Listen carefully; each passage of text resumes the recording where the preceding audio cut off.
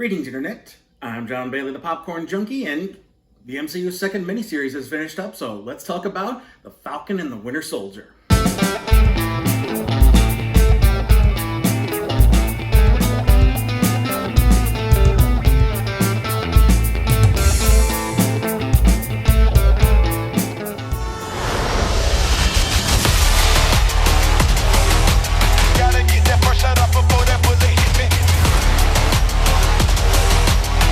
See? That wasn't so hard. Are you ready? Is you ready? Okay. You say you ready. What are you doing? Whole squad ready. Are you having a staring contest? Are you ready? Is you ready? Just blink. Sweet Jesus. I mean, how old are you? Right off the bat, there are going to be spoilers ahead, so if you haven't seen the show yet, just be warned. I have to say that overall, my favorite MCU series has to be Captain America. The first Avenger was a fun World War II serial-style origin story, and then the following two movies were distinctly complex political stories. The Winter Soldier had Cap exploring his place in the modern day as he faces off against his old friend and the villains he once thought were defeated and have now taken over the country, as well as, allies in the modern day who seem to be using a lot of the same methods as those villains he fought.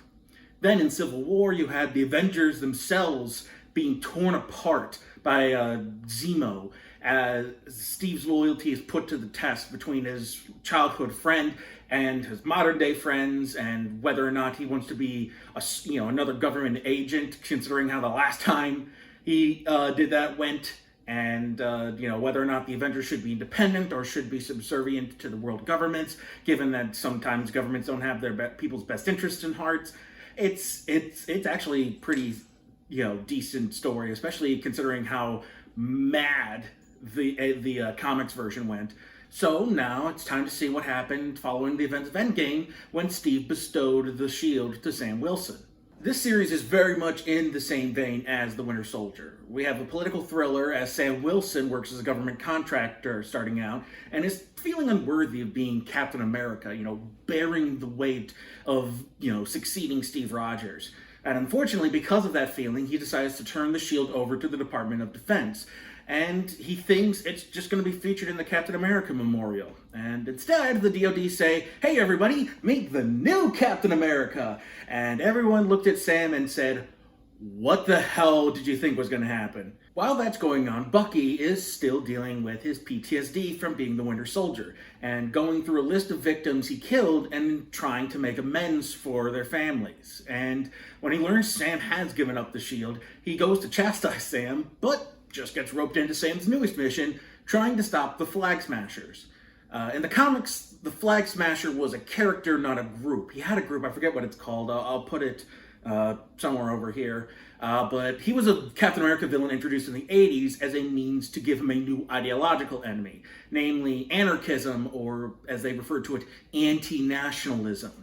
And in lieu of it being a single villain this time, the MCU has decided, the people at the MCU and Marvel Studios have decided that they're going to have a group called the Flag Smashers, led by a young British woman played by that one rebel girl leader from the Solo movie. Remember the one where she took off the mask and she was a young girl the whole time? She's Carly Morgenthau, and she's basically a Rule 63 version of Carl Morgenthau, who was the Flag Smasher in the comics.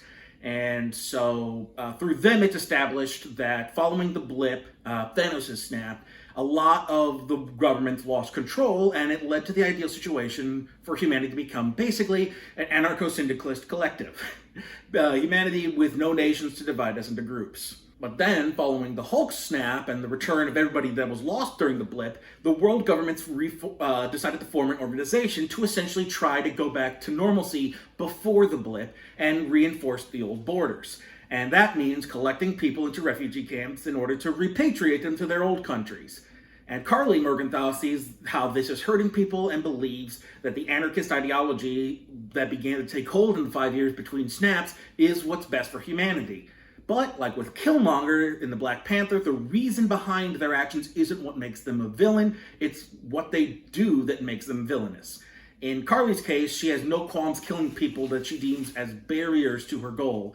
And Sam even tries to get her to understand how that type of thinking is what's hurting people and her cause, but I'll get more into that later. In order to stop the Flag Smashers, Sam and Bucky recruit the help of Zemo, now revealed to be a Baron. And kind of given a slight retcon, he still lost his family in Sokovia following the events, during the events of Age of Ultron. But it's revealed that he wasn't some working-class schlub as he seemed to be portrayed in Civil War, but was actually this rich, well-to-do family that he lost, and he is he's a nobility. And Daniel Bruhl, returning, he is even better this time. I mean, he was given a decent character to play in Civil War, but here he's given more of like a Loki-style mercurial villain, some kind of whimsical asshole, and he's easily pushing everybody's buttons the whole time, and he still gets those moments of like deep introspection that you got from Civil War, but he's much more likely to push your buttons than anything else, and I think he does great at it. At the same time, the aforementioned new Cap, John Walker, played by Kurt Russell and Goldie Hawn's son Wyatt, works with his army buddy Lamar Hoskins to try and take down the Flag Smashers on behalf of the U.S. military and the U.S. government. While Walker initially is seen as the good old boy, having all these military credentials and seen as like a hero, we slowly see that he's nothing like Steve. Steve knew how being small and weak felt and wanted to use his power to protect and help people. Walker believes that might makes right and that his position of authority means that you have to do what he says. And because of that, he struggles in the role of Captain America and eventually leads to him losing it. While WandaVision was way more ethereal and inspired all of these kinds of theories behind the mystery of what was going on, the story of the Falcon and the Winter Soldier is way more straightforward. It's the themes that it tackles that sets it apart. Given Sam Wilson is our protagonist, most of his story deals with the fact that what it means to be black in America. Because of his struggles in following in Steve's footsteps, Bucky introduces Sam to a deeper cut in the Marvel Universe, Isaiah Bradley. Now, Isaiah Bradley was introduced in 2003 in a story that is essentially Marvel's equivalent of the Tuskegee experiment, which was one of the most infamous human rights abuses ever done in the name of science. Look it up if you have the stomach for it. It's heinous stuff. It's slightly different from the comics, which took place during World War II, but for the MCU version, what you need to know is that during the Korean War, a regiment of black soldiers were given the super soldier serum based on a prototype that they had, and they were trying to make a new Captain America. And Isaiah Bradley was kind of the only survivor. And instead of letting him wield the mantle, they instead imprisoned him for 30 years and treated him like a lab rat. Because of everything that had happened to him, he distrusts the government, wisely, and makes Sam question if he should even want to be Captain America, given America's treatment of black people both historically and currently. That's the biggest takeaway from this series. Sam's story is one of what it means to be black in America. Despite being an Avenger, he can't even secure loans to help with his family's struggling finances, and through his scenes with Isaiah and his family, discusses what it means to be both black and a veteran, to serve the government of a country that at best disrespects you and at worst hates you. It's not James Baldwin or, something much more profound like that, obviously, but it is an acknowledgement that I'm glad they included. I mean, not having it would kind of feel disingenuous and basically say that Sam, being a black man with the mantle of Captain America, means we can't acknowledge his blackness or the black experience in America. On top of that, so much of Sam's story is one of personal growth and acceptance that Steve picked him for a reason. He's compassionate, he's empathetic, but still willing to stand up and fight for what he believes is right. Steve saw in Sam the same things that made him such a good Captain America. And by the end of this series, Sam finally sees it in himself and is ready to wield the mantle. Meanwhile, the #NotMyCaptainAmerica, John Walker, worked almost too well.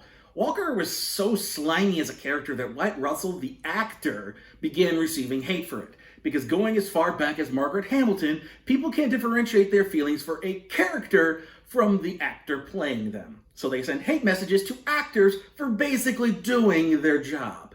Like the kid who played Joffrey on Game of Thrones had to take time off from acting because people sent him hate for shit his character did. Or, the multitude of people who were in Star Wars movies that got harassed incessantly for one reason or another. People. please, this shit is make-believe. It's not real. Learn how to manage your anger, for fuck's sake.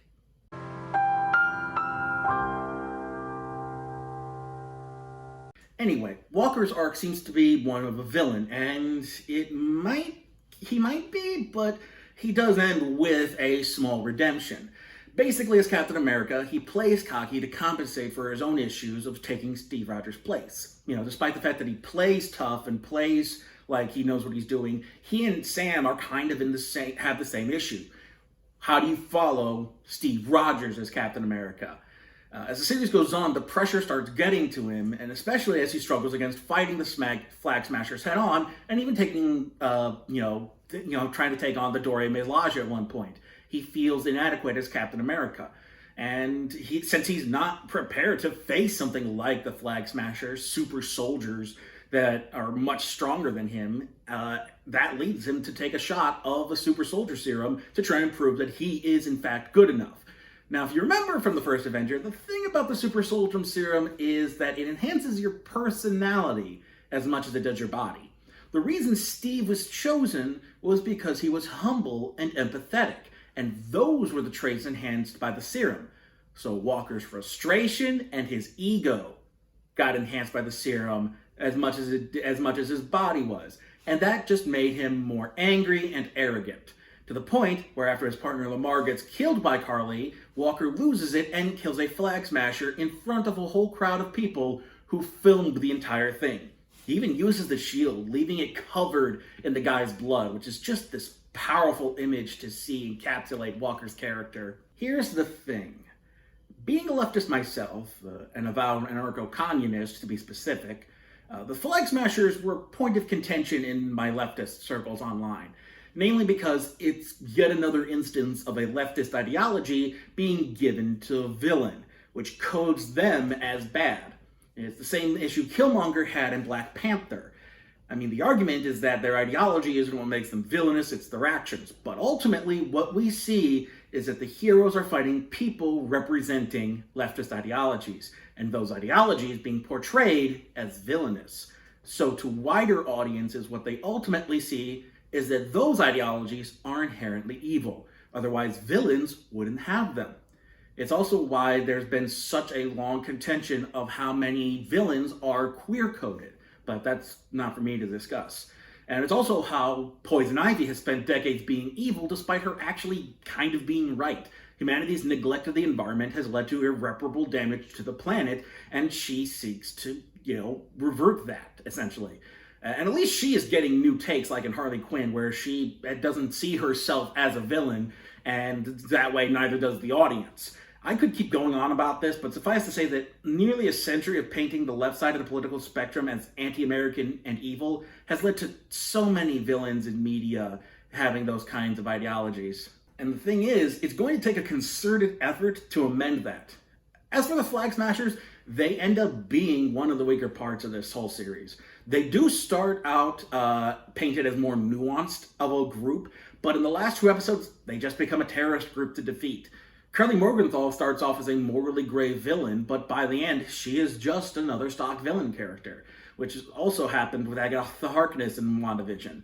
It's one of Marvel Studios' biggest flaws, how they handle their villain endings. Taking these morally ambiguous and three-dimensional characters and then cramming them into their formula so we can have a shooty bang bang climax. So some of the same issues with Killmonger and Black Panther. Not to mention that while they'll acknowledge that the U.S. government, especially the military, isn't the heroic force people make it out to be, they never actually challenge that status quo. At the end of the day, the heroes end up thinking they can reform the system or work within it, and will ultimately fight against any kind of revolutionary ideas. While the Flag Smashers were the weakest part of the show, the rest more than makes up for it. John Walker's whole story is really interesting to watch unfold, and it brings in another deep-cut character from the comics in the form of Contessa Valentina Allegra de Fontaine. Said that 10 times fast. Played here perfectly by Julia Louise-Dreyfus. The Contessa has been a longtime character on the S.H.I.E.L.D. espionage side of Marvel Comics, working for S.H.I.E.L.D. and being in a relationship with Nick Fury, as well as working with Hydra and becoming Madam Hydra at one point, and even taking part in this other villainous organization called Leviathan, which seems to have all kind of spawned from the same original group. But anyway, we aren't shown who exactly she works for, but she recruits Walker as U.S. agent, who has generally been a black ops agent for the U.S. military in the comics. But without knowing who Contessa is working for, U.S. agent and John Walker could go either way. Contessa could be working for a newly reformed S.H.I.E.L.D. or Hydra. She could be working for Leviathan, or she could be an intro to the villainous version of S.H.I.E.L.D., Hammer. In the comics, Norman Osborn creates this group called Hammer to replace S.H.I.E.L.D. at one point, even creating his own Dark Avengers, where he gets his own Iron Man suit. Walker could become part of that and go full villain, or he could end up being just a Black Ops agent like Steve was trying to be in The Winter Soldier, and just be more of an anti-hero like he tends to be portrayed in the comics. I also like how Sharon Carter was handled. Following the events of Civil War, she had to turn to a life of crime in order to survive being wanted by the US government and to make it through this post-blip world. This led her to take up the mantle from the comics that a lot of people don't know about. There's a lot of deep cuts in this whole series. The Power Broker. In the comics, the Power Broker was basically like Mojo Jojo in that one episode of the Powerpuff Girls. The one where he gave those kids doses of Chemical X so they could get superpowers. In the comics, the Power Broker provided criminals with superpowers, and after being exposed to some chemicals, got super muscular and had to have this whole power suit to even move around. He looked like an asshole too, didn't he? Sharon is more or less the same physically since we last saw her, but she very clearly is jaded by everything that's happened to her, and is more concerned with taking care of herself. While Sam and Bucky never learn the truth, Sharon exploits all sides of the conflict for her own gain, and eventually returns to the CIA, where she'll be more of a mole for the time being, selling off government secrets and information. Sharon could go either way after this. She could be a selfish anti-hero who helps out the main heroes because they're the closest thing she has to friends, while also helping the villains for her own financial gain, or she just be a villain that opposes the heroes and has to be taken in. It'll be interesting to see what they do with her.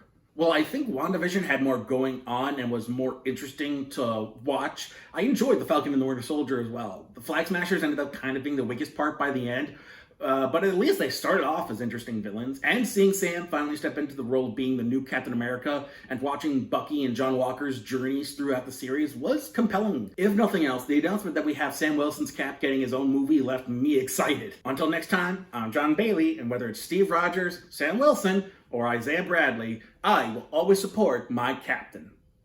Not him, though. No, he's the worst Captain America. Hashtag not my Captain America. Apologies to John Oliver.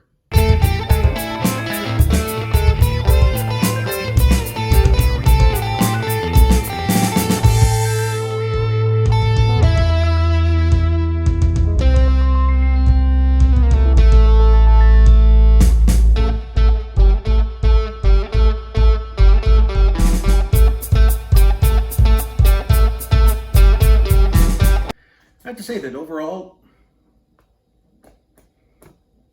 my producer is playing around while I'm trying to record. As long as you don't bump the camera, you're fine.